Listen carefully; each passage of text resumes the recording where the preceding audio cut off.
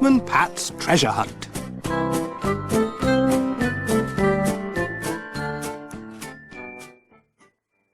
Pat is the Greendale postman.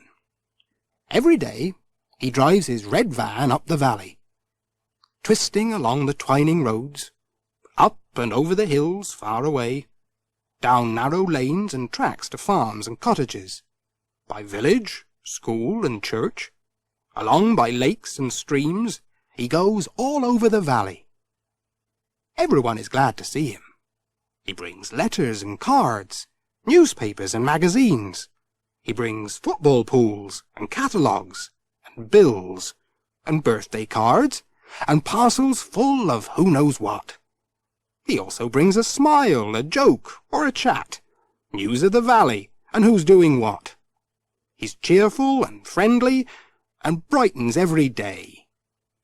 He has a little black cat called Jess. Jess rides in a basket next to Pat. Jess keeps an eye on things. Each morning, Pat collects the day's post from the village post office. Mrs. Goggins sorts the letters and parcels, ready for Pat to deliver, as well as looking after the shop. One sunny spring morning, Pat walked into the post office with a, "Good morning, Mrs. Goggins." "Good morning to you, Pat," said Mrs. Goggins. "And a busy one, too. Just look at all these letters and parcels."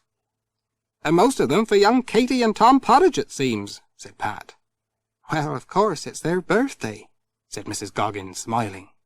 "So it is," said Pat. "Mrs. Pottage was busy icing the cake yesterday.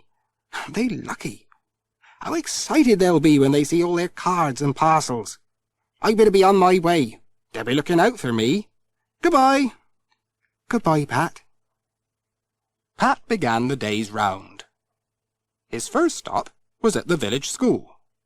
It was a very small school. There were only 12 children in it. Most of them came in a minibus that collected them from their farms and cottages. They arrived early, long before Mr. Pringle, their headmaster, drove up in his old Morris Minor. Pat arrived early too. The children were playing in the yard. They came running up to Pat.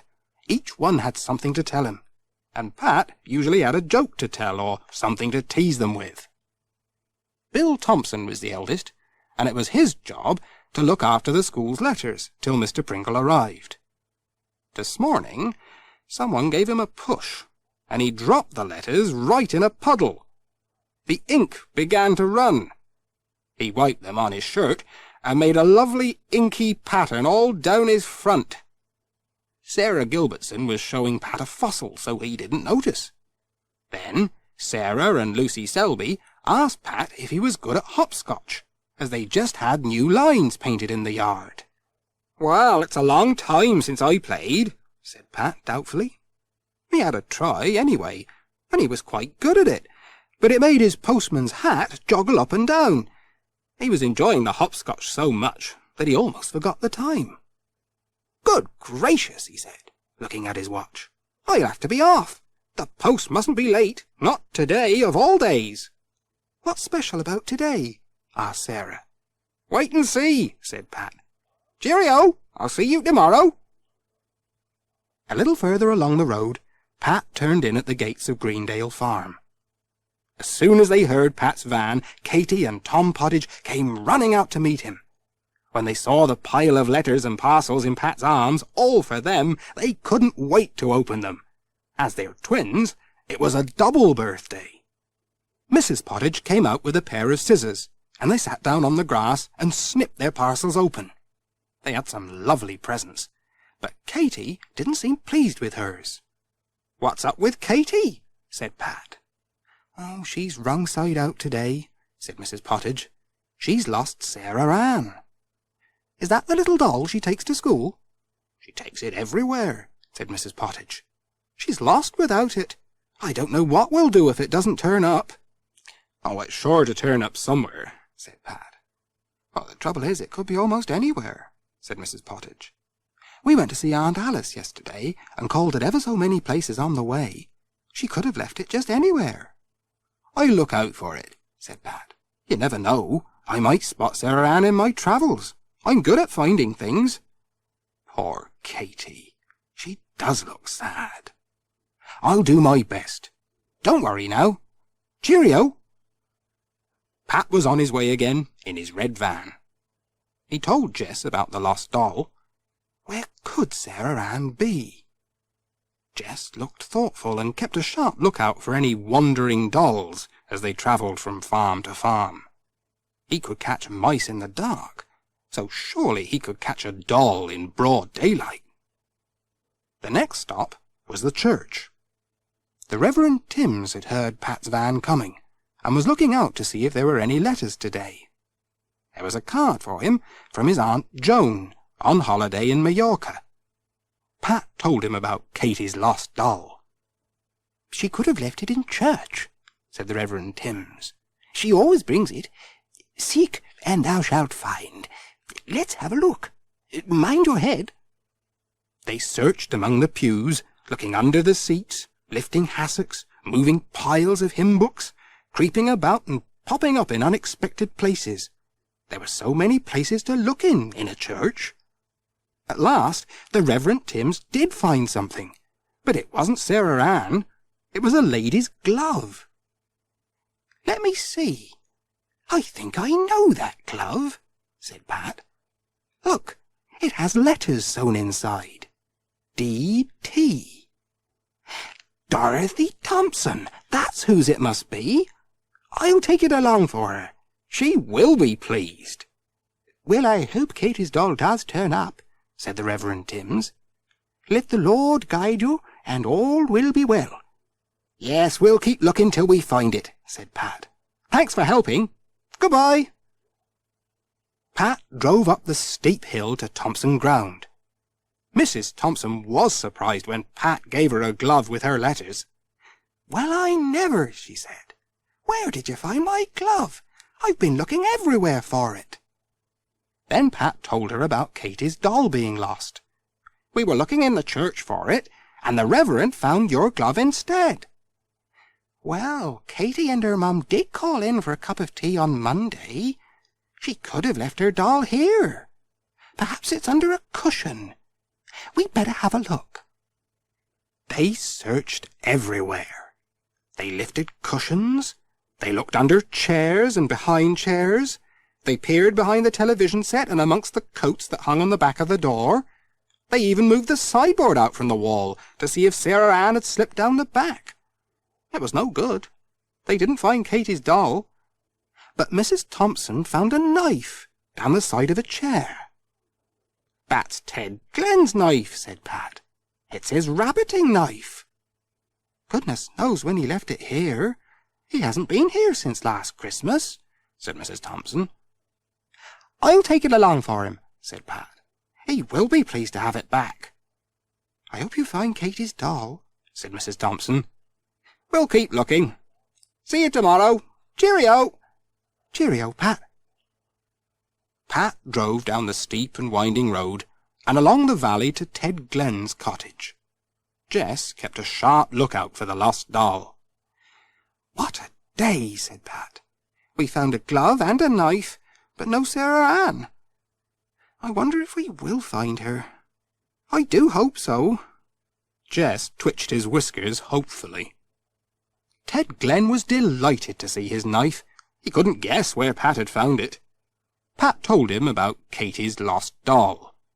Ted said, "They popped in yesterday with a lamp they wanted mending.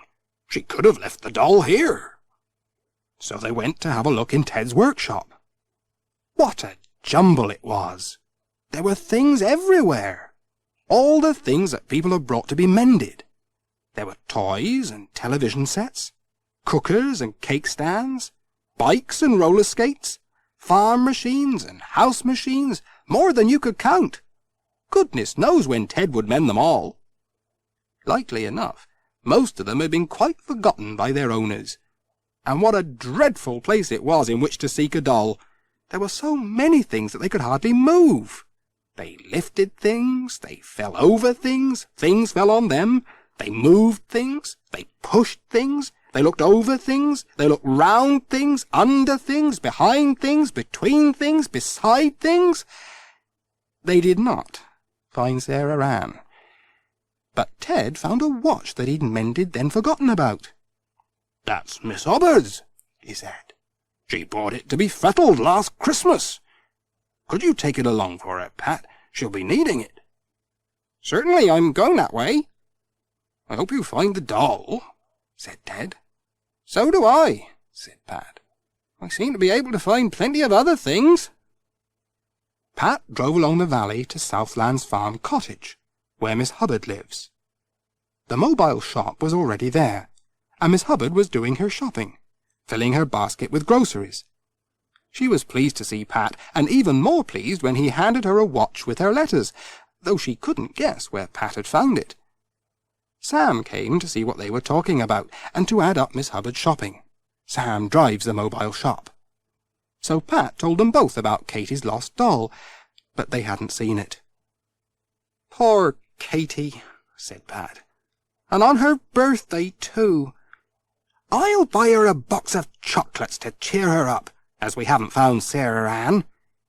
Pat took a box of chocolates from the shelf of the mobile shop.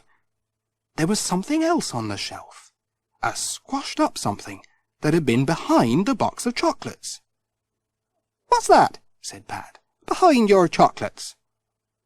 "I don't know," said Sam. "It's nothing I put there." Pat pulled the bundle out, and straightened it, and smoothed it. "I know what it is," he said. "It's a doll," said Miss Hubbard. "I don't sell dolls," said Sam. "It isn't a new one," said Miss Hubbard. "It's Katie's doll," said Pat. "There's her name sewn in the skirt. It must be Sarah Ann, the one we've been looking for all day."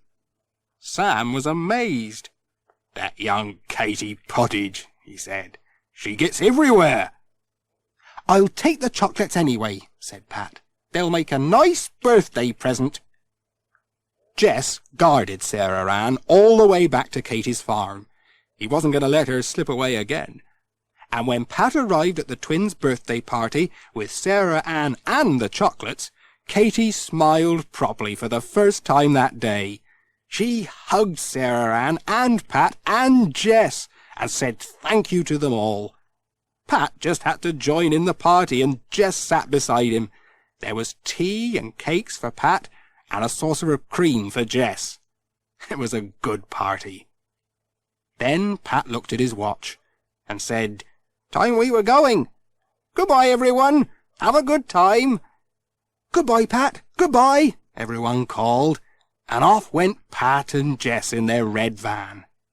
Pat still had to collect the letters from the letterbox and tell Mrs. Goggins all about his treasure hunt for Katie's lost doll.